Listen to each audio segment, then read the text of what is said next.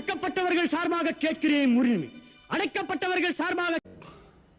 Armstrong கொலை முழுக்க முழுக்க கஞ்சாவுக்கு எதிரான போர். கஞ்சாவுக்கு எதிராக, கஞ்சா மொத்த குத்தகையாளர்கள் அவர்களுக்கு எதிராக ஆம்ஸ்ட்ராங் தனியொரு மனிதனாக நடத்திய போரில் அவர் தன்னை பலி கொடுத்து விட்டார், உயிர் தியாகம் செய்து விட்டார் என்பது உண்மையா? அதுதான் உண்மை. சிம்பிளா இது வேற பெரிய ரியல் எஸ்டேட் தகராறு, பெரிய பெரிய இதெல்லாம் கிடையாது. ஒட்டுமொத்த கஞ்சா கும்பல் அந்த நெட்வொர்க்கை இவர் குலைச்சிருக்கார்.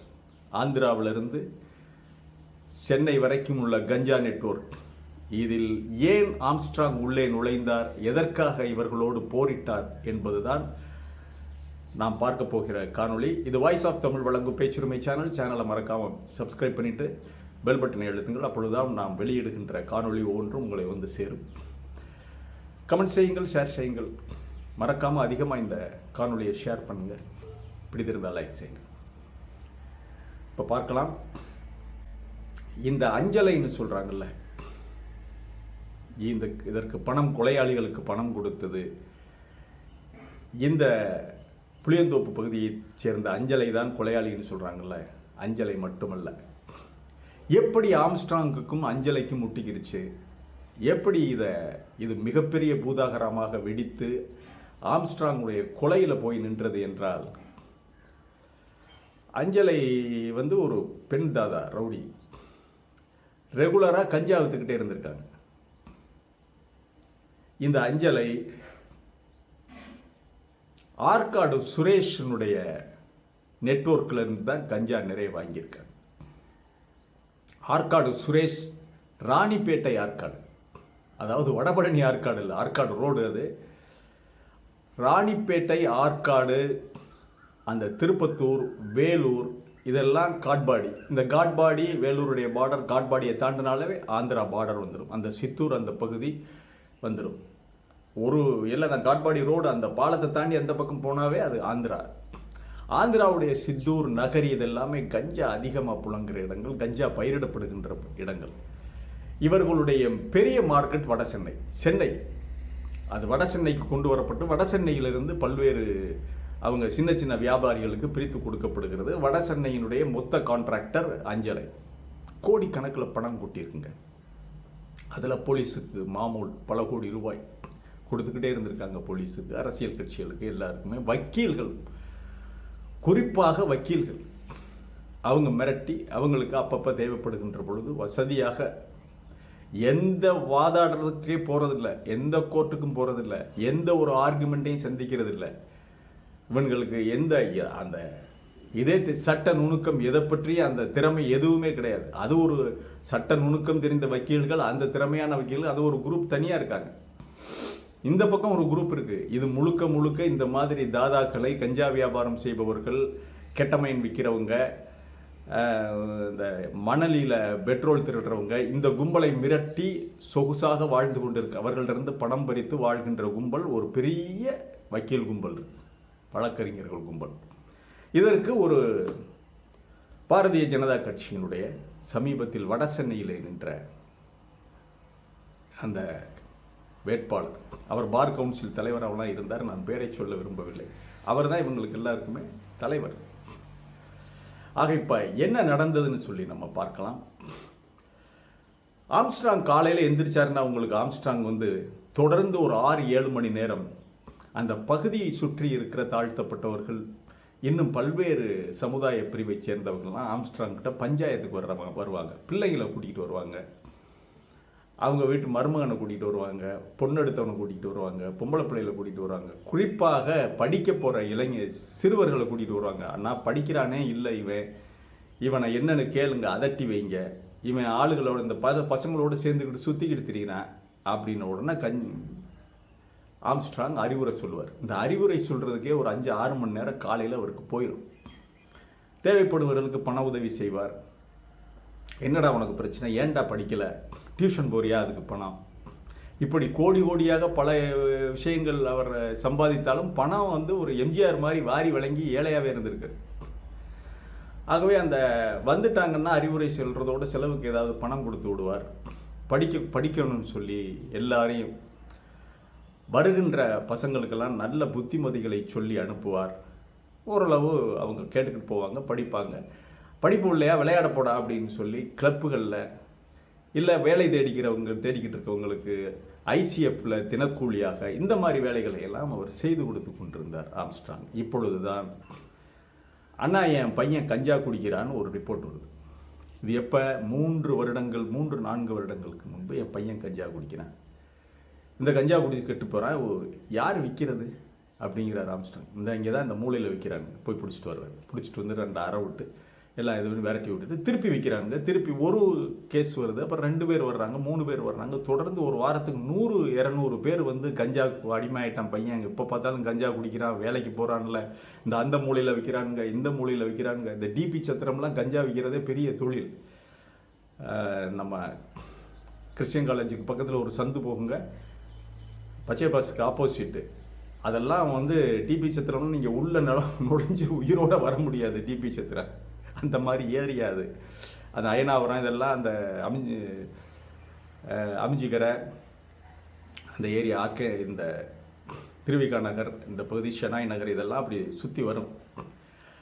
அப்போ ஆம்ஸ்ட்ராங் என்ன பண்ணுறாரு, இவருக்கு கஞ்சா இந்த அளவுக்கு விற்கிது, இதனால் குறிப்பாக தாழ்த்தப்பட்ட சிறுவர்கள் இளைஞர்கள் பாதிக்கப்படுறாங்க, நல்லா படிச்சுக்கிட்டு இருந்தவன்லாம் கெட்டு போடுறான்னு உடனே யாரா விற்கிறதுன்னு பார்க்குறாரு. யாரா விற்கிறதுன்னு பார்த்து அங்கே பிடிச்சி இங்கே பிடிச்சி இந்த சில்லறை வியாபாரியை தட்டி அவனை தட்டி இவனை தட்டி ஆள் அனுப்பி அடித்து நொறுக்கி கடைசியாக அஞ்சலையை போட்டு தொடர்றாரு. அஞ்சலையை இவர் மிரட்டுறாரு, இது பண்ணுறாரு. அந்த அம்மா இதுக்கு அடங்கலை. தொடர்ந்து ஆற்காடு சுரேஷ் அவன் கஞ்சா சப்ளை பண்ணிக்கிட்டே இருக்கான் ஆந்திராவில் இருந்து. வேறு என்ன பண்ணுறாரு, ஒரு கட்டத்தில் இவ எந்த குடோனில் பதுக்கி வச்சிருக்காளோ அங்கே போய் அதை பறிமுதல் பண்ணி கோடிக்கணக்கான ரூபாய் பெருமானம் உள்ள கஞ்சாவை அள்ளிக்கிட்டு போய் ஆம்ஸ்ட்ராங்கே அள்ளிக்கிட்டு போய் இதுக்கு முன்னாடி போலீஸ்ல எல்லாம் அவர் கம்ப்ளைண்ட் பண்ணி போய் சொல்லி பார்க்குறாரு. கம்ப்ளைண்ட்லாம் பண்ண மாட்டார், சொல்லி பார்க்குறாரு, யாரும் நடவடிக்கை எடுக்கல. இளைஞர்கள் கட்டிக்கிட்டு இருக்காங்களே அப்படிங்கிறதுக்காக என்ன பண்ணுறாரு, இந்த கஞ்சாவை கொண்டு போய் கொடுங்கையூர் பக்கத்தில் இருக்கிற, கொடுங்கையூர் தாண்டுனா காடு வரும், பெரிய காடு. சென்னைக்குள்ளே எவ்வளோ பெரிய காடு இருக்கான்னு உங்களுக்கு நீங்கள் ஆச்சரியப்படுவீங்க. அது அப்படியே மணலிக்கு போகும். அந்த காட்டு பக்கம் வச்சு எரிச்சிடுறாங்க. எரிச்ச உடனே இவளுக்கு மிகப்பெரிய கோபம் ஆத்திரம் வருது. இப்போ இந்த அம்மா என்ன பண்ணுறாங்க, இந்த விஷயம் ஆற்காடு சுரேஷுக்கு போகுது. ஆற்காடு சுரேஷ் என்ன பண்ணுறான், அவன் ஆம்ஸ்ட்ராங்கோட மோதுறான். ஆற்காடு சுரேஷுக்கிட்ட பணம் வந்து ஆம்ஸ்ட்ராங்கை விட பல கோடி பணம் இருக்குது, ஏன்னா அவன் கஞ்சா விற்கிறான். அப்போ ஆற்காடு சுரேஷ் பல்வேறு வழக்குகள், கொலை வழக்குகள், கட்ட பஞ்சாயத்தில் தலையிடுறவன். மறுபடியும் இப்போ அந்த தைரியத்தில் ஆம்ஸ்ட்ராங் மிரட்டுறான், நீ என் விஷயத்தில் தலையிடாத, இதில் இது பண்ணாத, நாங்கள் போலீஸ்க்கெல்லாம் மாமூலாம் கட்டித்தான் கொடுக்குறோம், இது பெரிய நெட்வொர்க், இதுக்குள்ள தலையிடாத அப்படிங்கிற. அரசியல் பின்னணி இருக்குது, ஆந்திர அரசியல்வாதிகள் இருக்காங்க. அதனால் ஆம்ஸ்ட்ராங் என்ன பண்ணுறாரு, தைரியசாலி துணிச்சல் மிக்கவர், தன்னுடைய கேங்கை பெருசாக நம்புறாரு. இங்கேருந்து ஆற்காடு சுரேஷையும் பிடிக்கிறாரு ஆந்திரா பக்கம். அங்கே அவனை பிடிச்சி நச்சு அவன்கிட்ட இருந்த மிகப்பெரிய அளவுள்ள கஞ்சாவை பறிமுதல் செய்ய அங்கே இருக்கிறாங்க. இதற்காக இவர் ராணிப்பேட்டா இங்கெல்லாம் சுற்றுறாரு. இவரே நான் ஒழித்து கட்டுவேன் அப்படின்னு சொல்லி இது ஒரு ஈகோ பிரச்சனையாக மாறுது ஆற்காடு சுரேஷுக்கும். இவர் இது ஒரு உன்னை விற்க விட மாட்டேன் அப்படின்னு.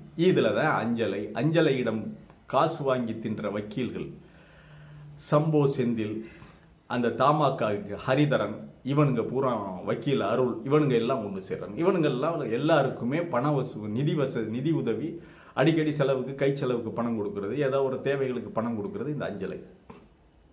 அப்போ இவங்க மலர்கொடியை பிடிச்சி அந்த அம்மா கிட்ட பார்டர் தோட்டம் சேகர் கொலை செய்யப்பட்ட போதெல்லாம் சேகருடைய கொலைக்கு ஜெயக்குமார், முன்னாள் அமைச்சர் ஜெயக்குமார் வந்து மலர் வளையம் வச்சுட்டு போனாரியா.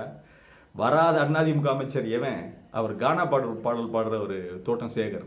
அதிமுகவில் கானா பாடல் பாடி அம்மா அந்த ஜெயலலிதாவுடைய கவனத்தை கவர்ந்தவர். இப்படி இந்த நெட்வொர்க் போகுது. அதற்கு பிறகு இது ஆற்காடு சுரேஷையும் பிடித்து அவனுக்கிட்ட இருந்து வந்த கஞ்சாவை அவன் எங்கெங்கே பதுக்கி வச்சிருந்தான்னா, இங்கே ரெட்டில்ஸில், செங்குன்றம் அந்த பகுதியில், ஊத்துக்கோட்டை பகுதியில், அங்கேயெல்லாம் ஆம்ஸ்ட்ராங்க்கு மிகப்பெரிய ஆதரவாளர் கூட்டம். அவங்க மூலமாக பிடிச்சி அங்கேயும் கோடிக்கணக்கான சரக்குகளை பறிமுதல் பண்ணி எரிச்சிடுறாரு. அதாவது உன்னை விற்க விட மாட்டேன், இதுதான் எனக்கு மாமூலாக நான் பிள்ளைங்க கட்டப்படாது அதாவது தலித் சமுதாயத்தைச் சேர்ந்த பையன்கள் மட்டுமல்ல, எல்லோருமே ஏழை எளியவர்கள் எவ்வளவு கஷ்டப்பட்டு படிச்சு வர்றாங்க. அவங்கள கம்ப்ளீட்டா நான் இதுக்காக எவ்வளவு செலவு பண்றேன், இவன் வந்து டிஸ்ட்ராய் பண்றானே அப்படிங்கிற ஒரு ஆதங்கத்தில் ஆம்ஸ்ட்ராங் இதை பண்றாரு. இதுதான் அஞ்சலை இந்த கஞ்சா நெட்வொர்க் கும்பலுக்கு இனி ஆம்ஸ்ட்ராங்கை விட்டு வைத்தால் நம்ம தொழில் பண்ண முடியாது, பிஸ்னஸ் பண்ண முடியாது அப்படிங்கிற ஒரு லெவலுக்கு வந்துடுறாங்க. இனி ஆம்ஸ்ட்ராங்கை என்ன விலை கொடுத்தாவது தீர்த்து கட்ட வேண்டியதுதான் என்று இவங்க களத்தில் இருக்கிறாங்க.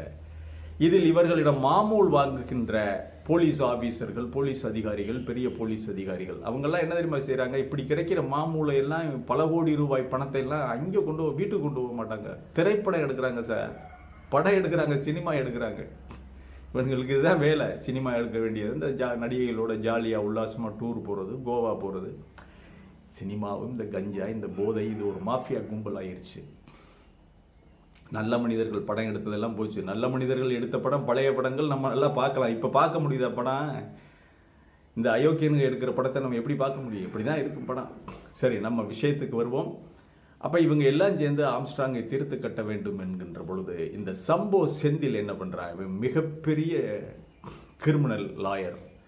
கிரிமினல்னா குற்றச்செயல்களுக்கு துணை போகிற இந்த லாயருவன். இவன் என்ன பண்ணுறான்? இவன் தான் ஐடியா கொடுக்குறான், நீ பேசாமல் அஞ்சலை பாரதிய ஜனதா கட்சியில் சேர்ந்துரு. பாரதிய ஜனதா கட்சியில் சேர்ந்து விட்டால் அதன் பிறகு நமக்கு மிகப்பெரிய நெட்வொர்க் கிடைக்கும், நம்மளை காப்பாற்றிடுவாங்க என்று சொல்லி அந்த பாரதிய ஜனதா கட்சியில் இருக்கிற ரவுடிகள் மூலமாக அதில் இவங்க எல்முருகன் காலத்தில் அந்த இதில் அவங்க பிளான் பண்ணுறாங்க. இந்த அம்மா சேர்ந்து 1.5 வருஷத்துக்கு முன்னாடி தான் சேர்றாங்க. அதற்கு முன்பு அவங்க பல்வேறு அரசியல் கட்சிகளுக்கு நன்கொடை வழங்கினாலும் பாரதிய ஜனதா கட்சியில் சேர்ந்ததற்கு பிறகு பாரதிய ஜனதா கட்சிக்கு மட்டும்தான் நன்கொடை. அந்த வட சென்னை பகுதியில் இருக்கிற மத்திய சென்னை எல்லாம் பாரதிய ஜனதா கட்சியில் அஞ்சலையிடம் பணம் வாங்காதவன் எவனுமே இல்லை, இன்க்ளூடிங் அண்ணாமலை. அவருடைய என் மக்கள் யாத்திரைக்கும் அஞ்சலை பல லட்சம் ரூபாய் அள்ளி கொடுத்திருக்கிறார். ஆகவே இதெல்லாம் அண்ணாமலைக்கு பணம் கொடுத்தாச்சு, எல்லாத்துக்கும் கொடுத்தாச்சு, இன்னி ஈஸியாக போட்டுடலாம்னு சொல்லி ஆம்ஸ்ட்ராங்கை அவர்கள் மிகச்சரியாக ஸ்கெட்ச் போட்டு எல்லாம் இது பண்ணி போலீஸுடைய அவங்களுக்கு இருக்கிற அந்த போலீஸில் இருக்கிற சில கருப்பாடுகளுடைய உதவியோடு அவருடைய நடவடிக்கையை எல்லாத்தையுமே கரெக்டாக கண்காணித்து விஷயத்தை முடித்து விட்டார்கள். இதுதான் நடந்தது. இந்த உண்மை வெளிவராது, ஆம்ஸ்ட்ராங்குக்கு பல்வேறு பிரச்சனைகள் அப்படின்னு சொல்லி இவங்க நினைக்கிறாங்க. நினைச்சு தான் இவங்க பண்ணாங்க. இதில் ஆற்காடு சுரேஷுக்கும் ஆம்ஸ்ட்ராங்க்கு இப்போ நீயா நானாங்கிற முட்டல் மோதல் போய்கிட்டு இருக்கும்போது ஒரு வருடத்திற்கு முன்பு ஆற்காடு சுரேஷ் இங்கே திருவொற்றியூர் பக்கம் பட்டினப்பாக்கம் ஏதோ கோர்ட்டில், திருவொற்றியூர் கோர்ட்டில் ஆஜராகிட்டு வெளியே வரும்போது அங்கே தீர்த்து கட்டப்படுகிறார். ஆர்கே சுரேஷை தீர்த்து கட்டின உடனே இந்த அம்மாவுக்கு கிடைச்சிக்கிட்டு இருந்த கஞ்சா நெட்வொர்க்கு ஃபுல்லாக முடிஞ்சு போயிடுது. இவங்க என்ன நினைக்கிறாங்க, ஆம்ஸ்ட்ராங் தான் இங்கே இருந்தானே கஞ்சா வாங்குற, நீ அவனையே போட்டுட்டா சரியா வந்துடும்ல, அப்புறம் எப்படி உனக்கு நீ கஞ்சா வாங்குவேன்னு சொல்லி ஆம்ஸ்ட்ராங் தான் ஆற்காடு சுரேஷை கொன்றது அப்படின்னு சொல்லி இவங்க முடிவுக்கு ஆம்ஸ்ட்ராங்கோட தொடர்புக்கு வர்றாங்க. ஆம்ஸ்ட்ராங் என்ன சொல்லுவார், என்ன சொல்லியிருப்பார், ஆமாம் நான் தான் பண்ணேன், நான் சொன்னதை கேட்கல, நான் தான் பண்ணேன், தெரிஞ்சதை பார்த்துக்க அப்படின்னு சொல்லியிருக்கலாம். ஏன்னா அவர் பயந்து பின்வாங்குற ஆள் அல்ல, நல்ல விஷயம் செய்திருக்கிறோம் என்று சொல்லியிருப்பார். ஆனால் அவர் செய்தாரா ஆற்காடு சுரேஷ் கொலையை யார் செய்தார்னு சொல்லி தெரியாது. அவருக்கும் அதில் பங்கு இருந்ததா அல்லது வேறு ஏதாவது மோட்டில் வேற யாராவது இவங்களுக்குள்ள இவ்வளவு தகராறு நடக்குது, நம்ம இப்போ போட்டால் ஆற்காடு சுரேஷை போட்டுடலாம்னு சொல்லி வேற யாராவது போட்டிருக்கலாம். இப்படி நடந்ததற்கு பிறகு முழுமையான கஞ்சா வருது, தடைபடுகிறது. இப்போ தான் அஞ்சலை ஆம்ஸ்ட்ராங்கை கொன்று விடுவது, முடித்து விடுவதுங்கிற முடிவுக்கு வர்றாங்க.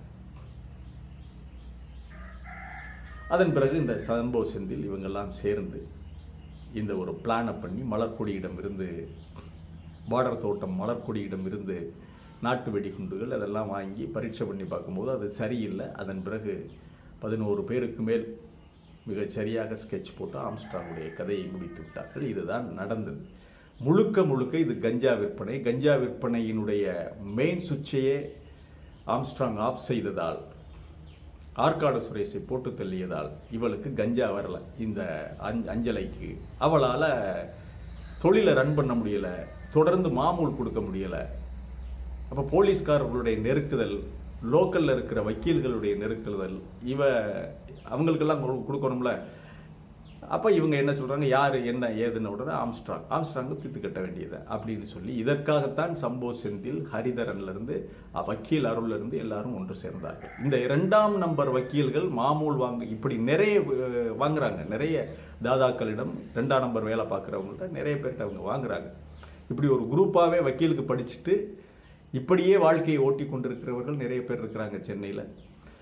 முழுக்க முழுக்க ஒரு போலீஸ் நடவடிக்கை எடுத்து இந்த கஞ்சாவை பிடிக்க வேண்டிய, இந்த கஞ்சாவை ஒழிக்க வேண்டிய ஒரு விஷயத்தை கோட்டை விட்டது. இந்த கஞ்சாவுக்கு எதிரான போரை ஆம்ஸ்ட்ராங் தனி ஒரு மனிதனாக நடத்தியிருக்கிறார்.